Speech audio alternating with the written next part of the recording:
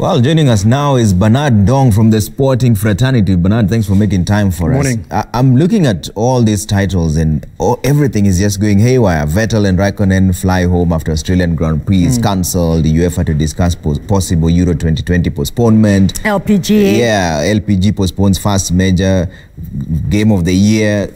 And in Africa, what's going on? You know, the health CS said it's business not be as usual. That's as Fraser said. In sports, it's now official business unusual. Because this is unprecedented. Right. No one would have expected that such major sporting events would be cancelled because of coronavirus. And just to go back to what you've just talked about, especially for Arsenal, I think the big issue is the way the United Kingdom is taking the issue quite casually in terms of sports. Because if you look at it, Spain has postponed the Spanish La Liga and the second tier football tournament. The Netherlands as well has postponed it. Italy, there's no sports happening right now. Denmark as well has halted their league. So a lot of European countries have decided to just be safe, play it safe, halt all sporting activities for now. But for the United Kingdom, they're very casual, they're very, I feel after the meeting they're going to have later this morning, the Premier League, I would not be surprised if the English Premier League is postponed. Here's the question everyone wants to know. Is the Olympics on? It's the biggest. It's going to be the biggest this year. Is it still on? Well, the organizers are still adamant that the Olympics will still be held in Tokyo. First, it's interesting that yesterday there was the Olympic torch being lit officially. That signals usually the countdown to the Olympic Games. It lasts with about 4 months or so to the start of the Olympic Games. So the torch has been lit. That's a tradition that usually happens every 4 years before the start of the Olympic Games. But personally, I feel that in the next 2 weeks will be very critical because the IOC, that is the International Olympic Committee, the World Health Organization, as well as Tokyo, the city of Tokyo, and the government of Japan, they've been in serious discussions on what next. Because the possible scenarios are this. Maybe they could postpone it towards the end of the year because there's some sporting activities that have been postponed towards the end of the year. For example, the Paris Half Marathon. Right. And also, for example, rugby sevens. I remember the Singapore and Hong Kong sevens were postponed to October. And also the World Half Marathon Championships were also postponed to later in the year. So that is a possibility because you can imagine the Olympics happens after every 4 years. And it's somewhat the World Cup of all sporting disciplines. Here's the thing, the fact that Paris Half Marathon was supposed to happen in April, the athletes were preparing their bank accounts, they were preparing even physically their fitness. The Paris Half Marathon having to happen in April, now being postponed all the way to October. Two things, what does this do to their fitness, but also what does this even do to their financial status of our athletes? Okay, I think it's premature to address their issues in terms of finance because for me personally, I feel the main concern is their health. In terms of what they're going to be making, I think that is secondary. Primary is performance. For them, they're used to such things happening in terms of maybe perhaps if you got an injury, if it was perhaps going to take place in the Paris Half Marathon, something will happen between now and then. I have an injury. So that happens. So perhaps they'll class it into the same kind of situation. But in terms of the monetary component, I think for them that's secondary. They'll still continue training. They'll still continue preparing themselves. I think the main concern is what will happen with all these postponed events because there'll be a serious backlog towards the end of the year. Which is the main concern here, Bernard, because I see UEFA has called an emergency meeting on Tuesday in which they're possibly going to postpone the Euro 2020 by 1 year. That option is being discussed. It is if they postpone it by 1 year, so then what is the backlog impact? Is it an advantage or disadvantage? Because then the training, you can say the training period is longer, but then it takes a whole other year. It lapses into the following year now. I even tweeted about this. I said, okay, fine. There's no other option. They have to postpone it. But this will cascade in terms of the individual respective leagues of all the 55 member associations of Europe because they have their own individual leagues. And they also have the Nations League that was happening, that is for the national teams. And Euro is usually a quadrennial event. So if they postpone it by another year, so what happens to the other event that was supposed to happen in 2024? And so you see, it has a ripple effect. It has a ripple effect. And also, for example, the World Half Marathon Championships, that was World Indoor Championships, I beg your pardon, supposed to happen in Nanjing, China. World Athletics was actually the first sporting federation to realize that there is a crisis. Let us postpone this major sporting event by 1 year and let's assess how things are.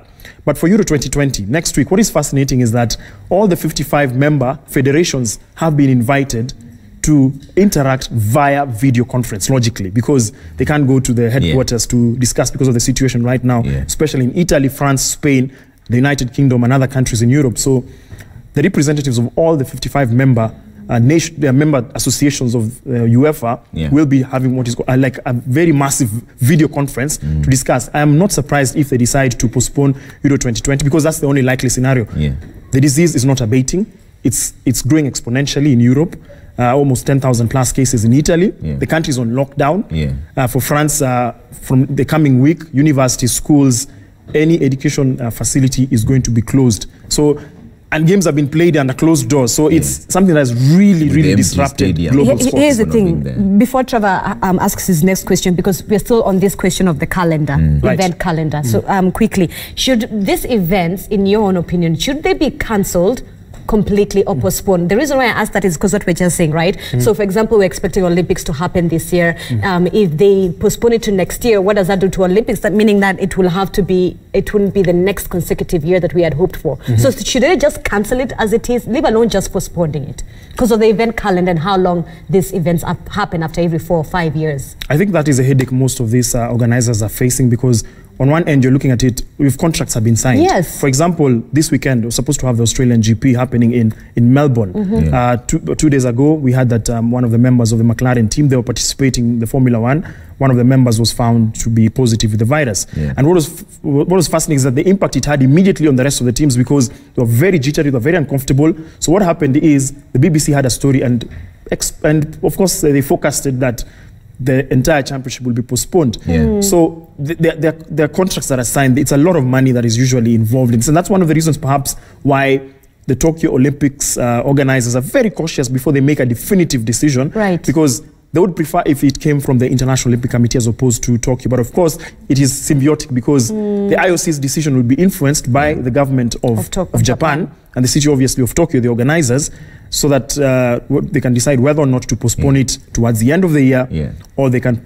It's a crazy situation to be in. Before we let you go, and which results are they going to use? You see, for Formula One, there's always, it's easy to do practice, and then there's qualifying, and then there's the actual race. So it doesn't matter. Who starts on pole position depends on the outcome of those 3 consecutive days: practice, qualifying, and race. But for these other Olympic games, will they now use the previous year's results if it is postponed by a year? Okay. So what happens is one of the reasons why the Olympics is one of the biggest sporting events, second to the FIFA World Cup, is that the build-up to it is quite robust, because the teams have been preparing for about 2 years or so, with the qualifiers, with the regional qualifiers, and then now, of course, for the teams that didn't qualify in the regional qualifiers, in some sporting disciplines, there's something called repechage, where you get an opportunity to play.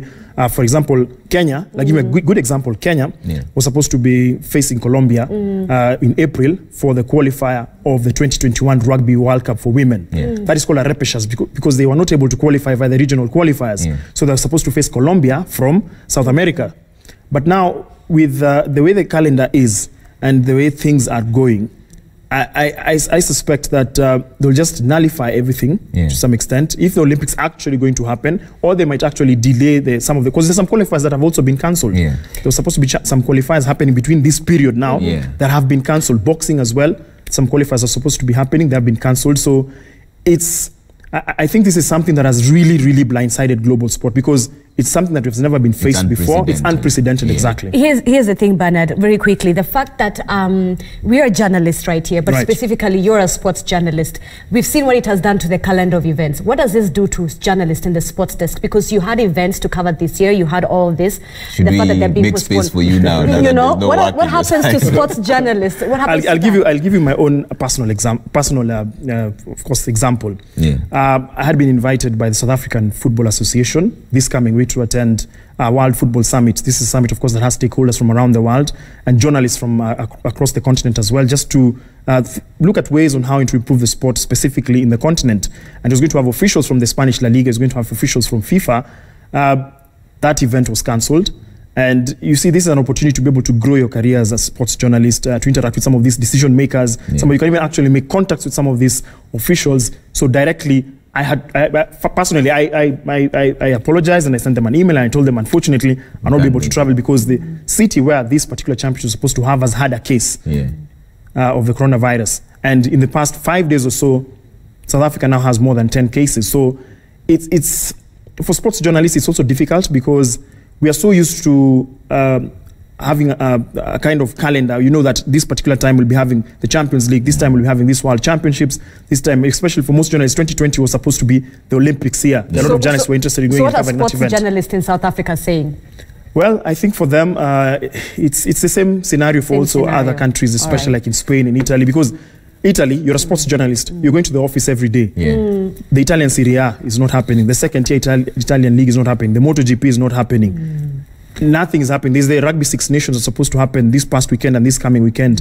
Italy is supposed to face one of the teams. So just going to the office and just doing what you can. And in some instances in Italy, you're not supposed to go to work. You're supposed to stay at home. So tough times. We'll make space for you. Right next to so where are you going? Then we can deal with BBI.